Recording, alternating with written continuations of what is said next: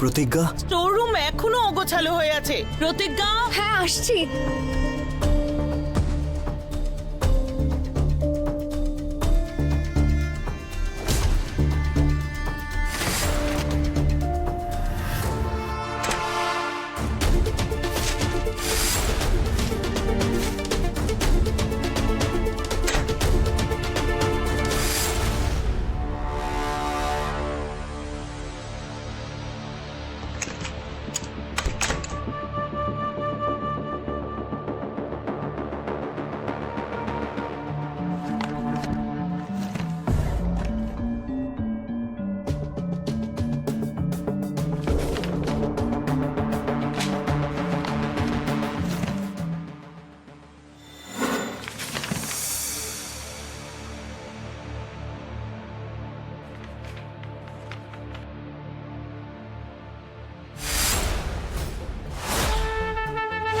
প্রেমের দাদুর ছবি?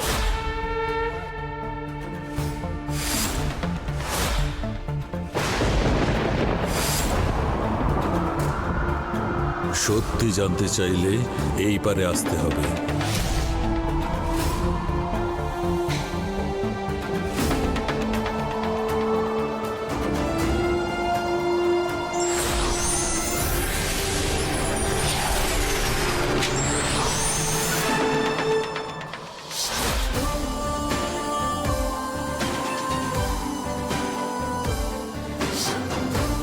আমি এখানে কি করে এলাম? আমি তো স্টোর রুমে ছিলাম।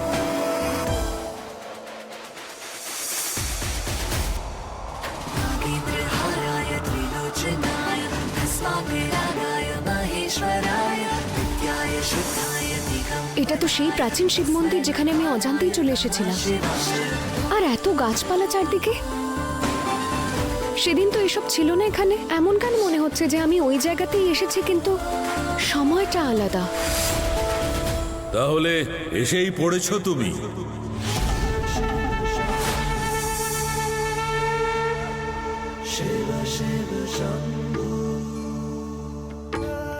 আপনি আপনি জীবিত আছেন?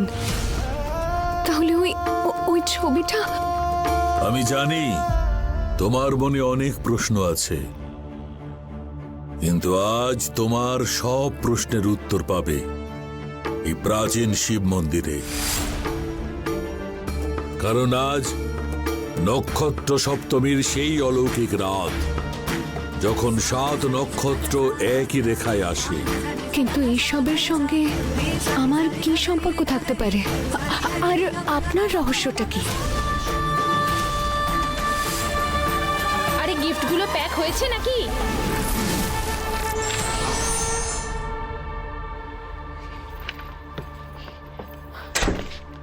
এসব কি হচ্ছে আমার সঙ্গে?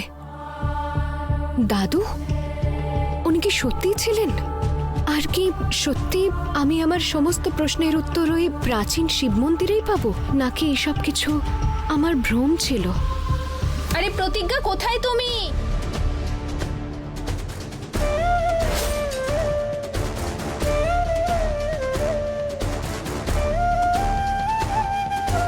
এসব কি হচ্ছে আমার সঙ্গে? আমার বারবার কেন মনে হয় যে এই জগতের মধ্যে আরো একটা জগৎ লুকিয়ে রয়েছে? এর আগেও আমি ওই মন্দিরে ভুল করে চলে গেছিলাম, আর এখন আবার মনে হচ্ছে যেন এই প্রাচীন শিব মন্দির আমাকে ডাকছে। এই প্রতিজ্ঞা, তখন কাজ চাওয়ার সময় কি বলছিলে যেন? আমি সব কাজ করে দেব। এই কাজ করেছো তুমি? না গিফট প্যাক করা হয়েছে, না ফুল দিয়ে সাজানো হয়েছে? দেখতে পাচ্ছ দিদি, দাদা চোর আর বোন হলো পুরো ফাঁকিবাজ। আগে না, আসলে ওই একটা কাজ করতে করতে আরেকটা কাজ চলে আসছিল, তাই জন্য আমি... হ্যাঁ হ্যাঁ, হাতে কোনো কাজ তো করতে পারো না, মুখে কথার ক্ষয়ে পড়ছে। মালিনী ছাড়ো না। আর তুমি প্রতিজ্ঞা, তুমি এক্ষুনি এই মুহূর্তে প্রাচীন শিব মন্দিরে যাও। প্রাচীন শিব মন্দির? হ্যাঁ, বিট্টুর বিয়ের জন্য ওখান থেকে ফুল আনতে হবে। এটা প্রাচীন শিব মন্দিরেই পাওয়া যায়। যাও গিয়ে নিয়ে এসো।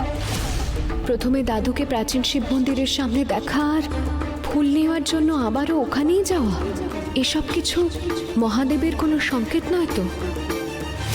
দিদি, এমন কি ফুল আছে বিট্টুর বিয়ের জন্য যেটা খুব প্রয়োজনীয়? মালিনী, সেই ফুলের নামটা জানি না, তবে সবাই সেটাকে মোহিনী ফুল বলে। সবাই মনে করে যদি বর কনে দুজনে তাদের বিয়ের দিনে সেই ফুল ভগবান শিব আর মাতা পার্বতীকে অর্পণ করে, তাহলে তাদের বন্ধন 7 জন্মের হয়।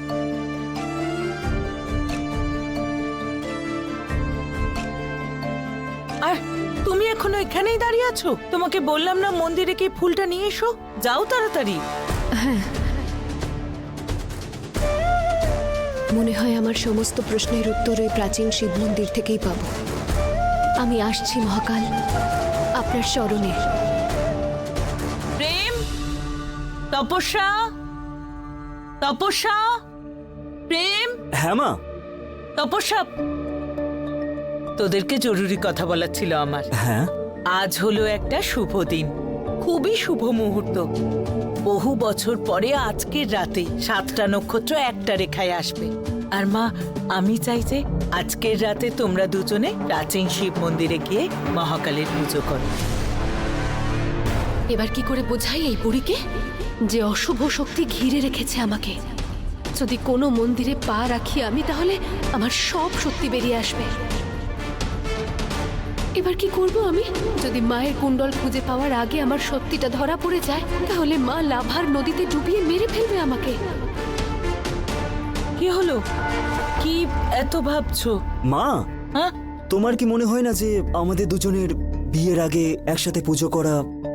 হ্যাঁ আন্টি, আমারও কিন্তু ঠিক মনে হচ্ছে না এটা। মা, আমি মহাকালের মন্দিরে প্রেমের বিয়ের জন্য মানত করেছিলাম। তোমাদের দুজনের বিয়ে অবশ্য হয়নি, কিন্তু একদিন তো হবেই। আর এই শুভ মুহূর্ত দ্বিতীয়বার আসবে না। তাই বাবা, আজ এই শুভ দিনটাতে তোরা দুজনে মিলে গিয়ে পুজো করবি।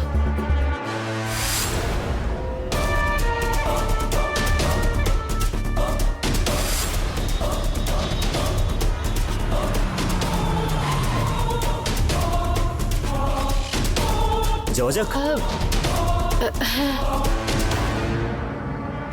কিছু ভাব তপস্যা, তুই মন্দিরের ভেতরে যেতে পারবি না। কিছু ভাব।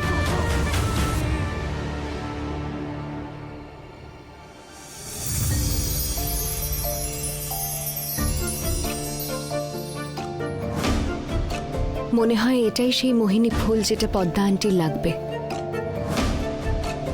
আগে মহাকালের দর্শন করে নি, তারপর নিয়ে যাব এই ফুলটা।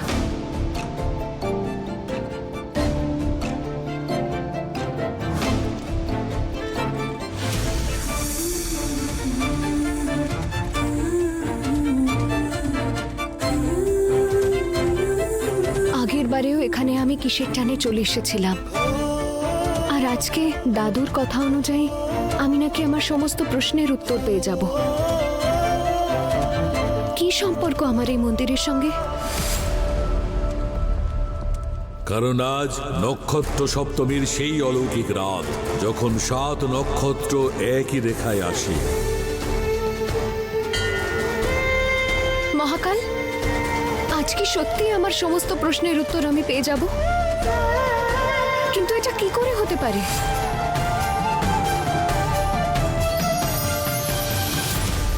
চলো।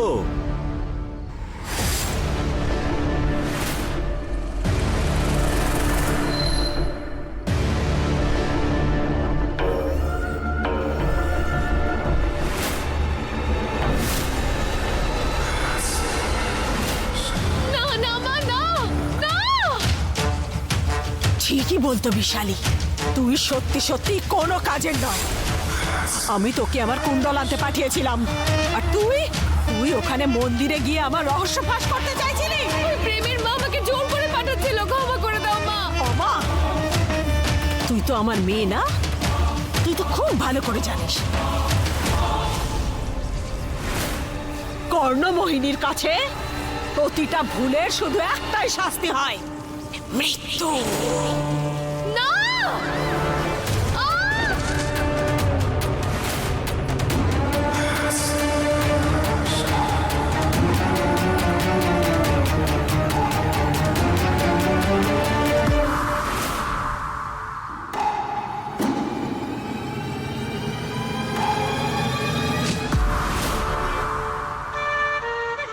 কি হলো? ওই আমার পা মনে হচ্ছে মুচকে গেছে। এখন তো এক পাও হাঁটতে পারবো না আমি। মনে হয় না আমি মন্দিরে যেতে পারবো। কিন্তু পুজো? কেমন ছেলে তুমি? একটা মেয়ে এখানে কষ্ট পাচ্ছে আর তুমি এখনো পুজো নিয়ে পড়ে আছো। আই এম সরি, তোমার কষ্টটা আমি বুঝতে পারছি। দেখো, মা যখন বলেছে পুজো তো করতেই হবে। একটা কাজ করো, তুমি এখানে ওয়েট করো, আমি দেখে আসি যে কিভাবে আজকে আমরা নক্ষত্র সপ্তমীর পুজোটা করতে পারি।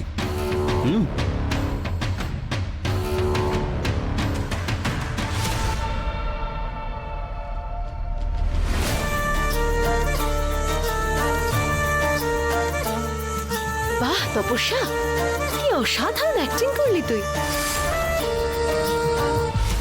হে মহাকাল, আমার জীবনের রহস্য দিনের পর দিন গভীর হয়ে যাচ্ছে। আমি নিজের প্রশ্নেই হারিয়ে যাচ্ছি। কেন হচ্ছে এসব আমার সঙ্গে? আজকে আমার প্রশ্নের উত্তর না পেলে আমি এখান থেকে কোথাও যাব না।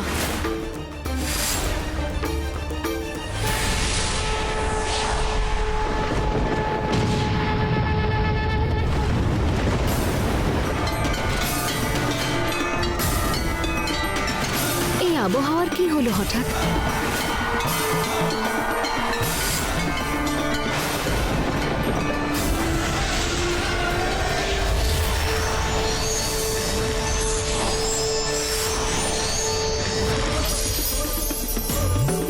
এটা কি?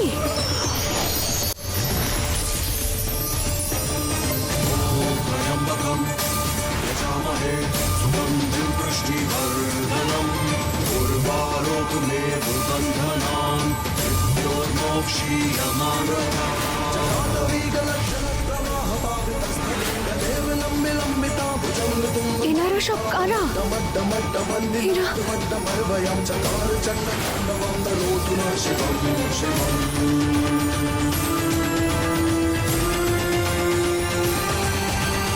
নেত্রা কাকি? এসব এসব কি হচ্ছে এখানে? কারা এরা সবাই? আর নেত্রা কাকির প্রতিবিম্ব এখানে? এসবের মানে কি? এসব কি হচ্ছে এখানে? কি সম্পর্ক আমার সঙ্গে? কি অর্থ এই সব কিছু? আমি তো আপনার কাছে নিজের প্রশ্নের উত্তর খুঁজতে এসেছিলাম, কিন্তু এই প্রশ্নগুলো উল্টে বেড়ে গেল। আর উত্তর তো আমি খুঁজেই পাচ্ছি না।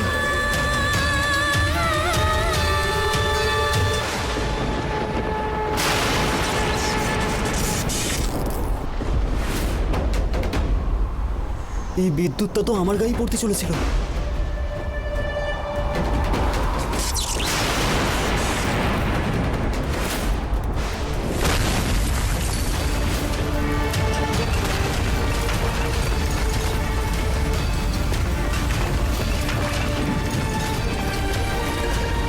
এখন তো শুধু মহাকালী বাঁচাতে পারে আমাকে।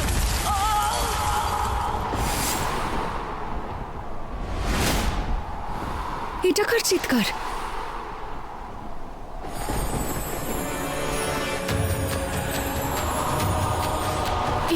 এ তো প্রেমের গলার আওয়াজ। ওর আবার কি হলো? আমি তো মন্দিরের ভেতরে ঢুকতেই পারবো না। যদি প্রেমের কিছু হয় তাহলে আমি তো মায়ের কুণ্ডল আর কোনোদিনও খুঁজে পাবো না। এখন কি করব আমি?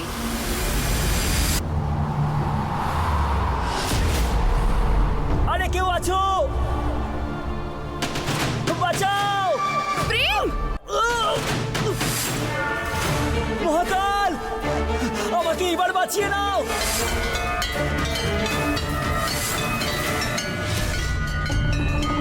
এক সেকেন্ড, আমি কিছু করছি তোমার জন্য।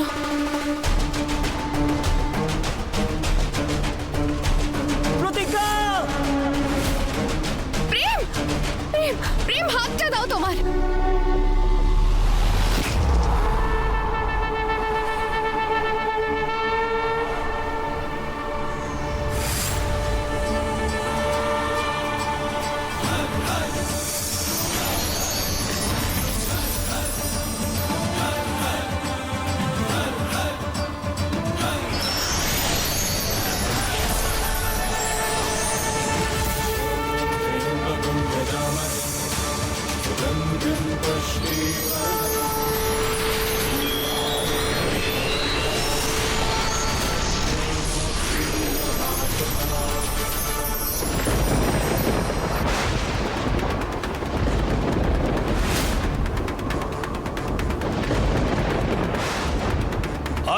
আকাশ দৈব প্রকাশে ভরে উঠেছে। পাখিরা সব প্রেমের সঙ্গীত গাওয়া শুরু করেছে। দৈব প্রেম, এই সংসার কি দৈব প্রেমের আভাস পেতে চলেছে? কি জাগ্রত হতে যাচ্ছে স্বর্ণমোহিনীর শক্তি। হর হর মহাদেব, জয় শিব শম্ভু, জয় শ্রী মহাকাল।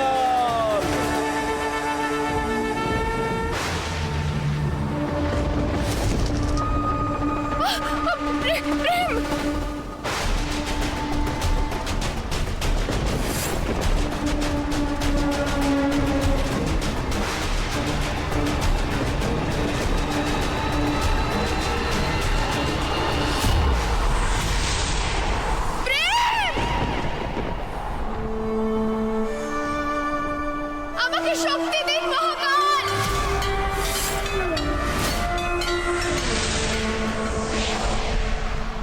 প্রতিজ্ঞা, যা তুমি খুঁজছো তা তোমার ভিতরেই আছে। নিজের শক্তিকে চেনো, অলৌকিক শক্তি আছে তোমার মধ্যে। নিজের শক্তিকে জাগিয়ে তোলো।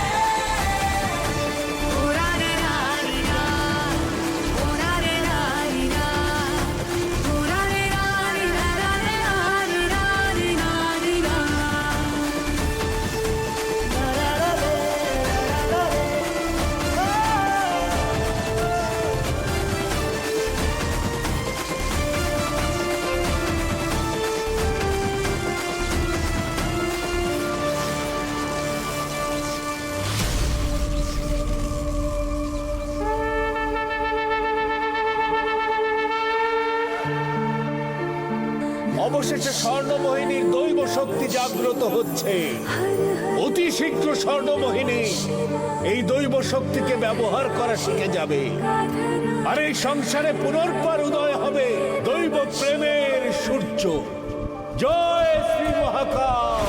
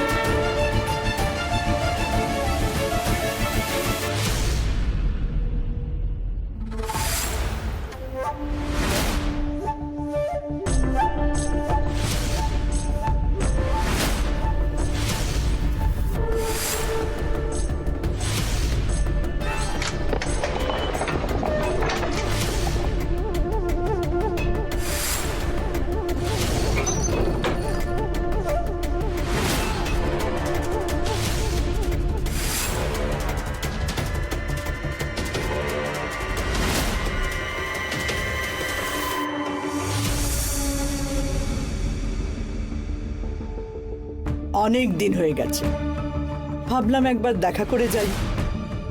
মনে হয় আপনিই বন্দি দশা থেকে মুক্তি পেতে চান, তাই না?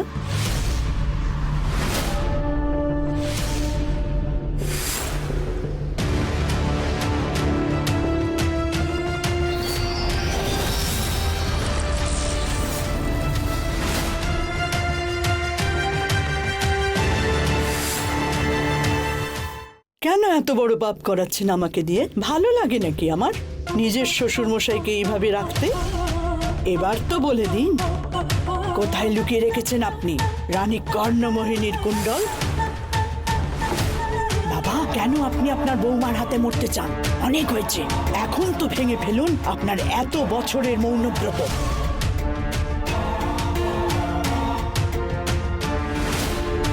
আপনার এই জেদ একদিন পুরো পরিবারের প্রাণ নেবে। আপনাকে আর কোনো কষ্ট দিতে চাই না আমি। যদি শুনতে চান তাহলে শুনুন, আপনার সবচেয়ে প্রিয় নাতি, আপনার রাজপুত্র প্রেম, ওর জীবন সংকটে আছে শুধুমাত্র আপনার জন্য। প্রেম, তুমিও না, আর তোমার রানী কর্ণমোহিনীও নয়। এখন তোমরা ওকে কেউ স্পর্শ করতে পারবে না। জানতে চাও কেন? কারণ ওর দৈব শক্তি আর ওর রক্ষক ওর সাথেই রয়েছে। কে ওকে রক্ষা করবে?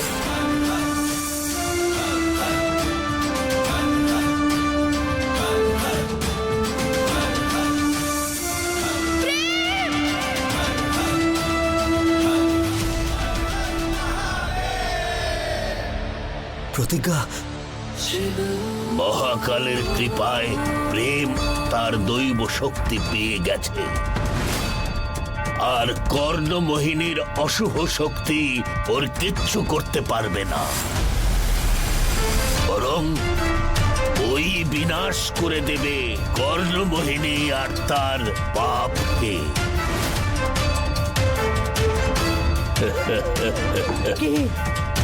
কে সে? প্রেমের জীবন সঙ্গিনী, ওর রক্ষক, ওর শক্তি